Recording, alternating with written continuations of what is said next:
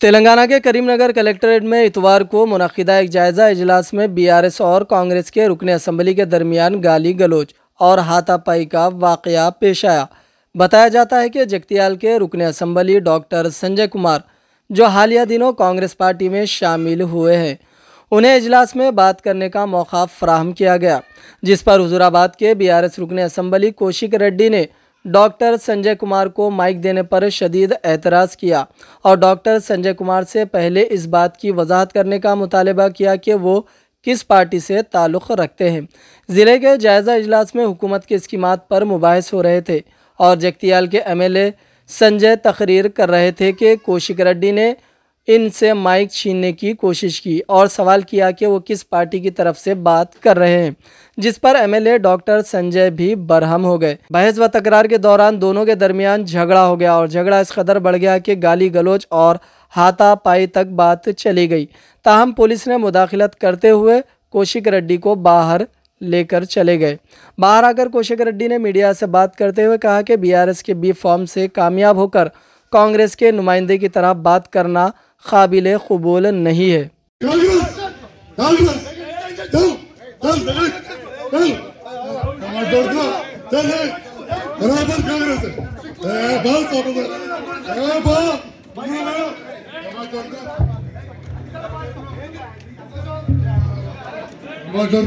ఎంతమంది పార్టీ పంచుకోలే వస్తే మీరు పంచుకోవాలి ఎంతమంది పార్టీ పంచుకోలే ఎంతమంది పార్టీ వస్తారు సభ్యులు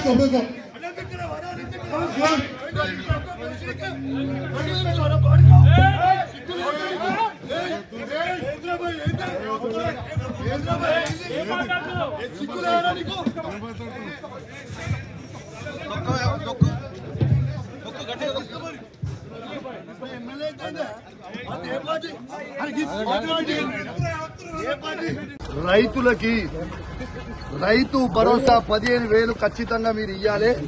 పోయిన 2 సీజన్లు మీరు రైతు భరోసా ఇయ్యలేదు అని ఇలా కరీంనగర్ జిల్లాలో, ఉమ్మడి కరీంనగర్ జిల్లాలో రైతుల పక్షాన, తెలంగాణ రైతుల పక్షాన మేము దాంతో పాటు ఇలా రుణమాఫీ నా హుజురాబాద్ నియోజకవర్గంలో కేవలం 50% మాత్రమే అయింది. ఇంకా 50% కాలేదు. నా హుజురాబాద్ నియోజకవర్గంలో రైతులకి రుణమాఫీ చెయ్యాలని నేను డిమాండ్ చేశాను. నా దళిత కుటుంబాలకి సాచ్యురేషన్ మోడ్ లో 18,500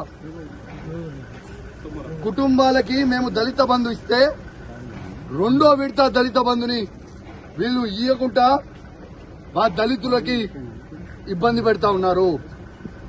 ఇలా ఖచ్చితంగా దళిత బంధు విడుదల చేయమని చెప్తే ఇవ్వడుగుతే ముగ్గురు మంత్రులు, ఎమ్మెల్యేలు అందరూ కూడా మందబలం ఉంది కదా, అధికార బలం ఉంది కదా అని వచ్చి బెదిరించే ప్రయత్నం చేస్తా ఉన్నారు. మీరు బెదిరిస్తే భయపడేటోడు ఎవడు లేడీడా. ఖచ్చితంగా కేసీఆర్ గారి పక్షాన మేము నిలబడతాం. కేసీఆర్ గారు ఏ విధంగా అయితే రైతులకి 1,00,000 కోట్లు ఇచ్చిండో మేము రైతుల పక్షాన నిలబడతామని మాటిచ్చాం. అదే విధంగా మేము మాటిచ్చినట్టు నిలబడతా ఉన్నాం. ఎందుకు ఈ దౌర్జన్యం అని అడుగుతా ఉన్నాను. మంత్రులు, ఎమ్మెల్యేలు, అధికారులు సాక్షిగా నేను ఒక ఎమ్మెల్యేగా ఉన్నా ఎట్లా బయట పట్టుకొని నూకేస్తున్నారో ఒక్కసారి మీ అందరు కూడా చూడండి విజ్ఞప్తి చేస్తున్నాను. ఒక దొంగ అయినా జగిత్యాల ఎమ్మెల్యే డాక్టర్ సంజయ్ ఎట్లయితే అమ్ముడు పోయిండో సిగ్గులేనోడు, అమ్ముడు పోయినోడు, ఎట్లా అమ్ముడు పోయినవరా అని మేము అడిగితే మైకిచ్చుకొని నువ్వు ఏ పార్టీ అంటే కాంగ్రెస్ పార్టీ అంటూ. మరి నిజంగా నువ్వు అంత పొగోనువే అయితే డాక్టర్ సంజయ్ జగిత్యాల ఎమ్మెల్యే, నువ్వు రాజీనామా చేయి.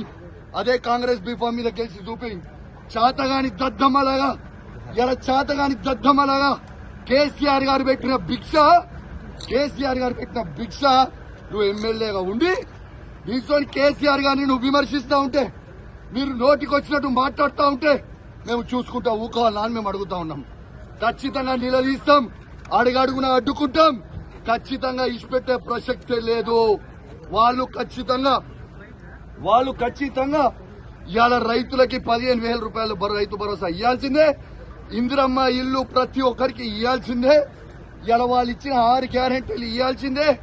వాళ్ళు భయపెట్టించి దౌర్జన్యాలు చేస్తే భయపడే ప్రసక్తే లేదు.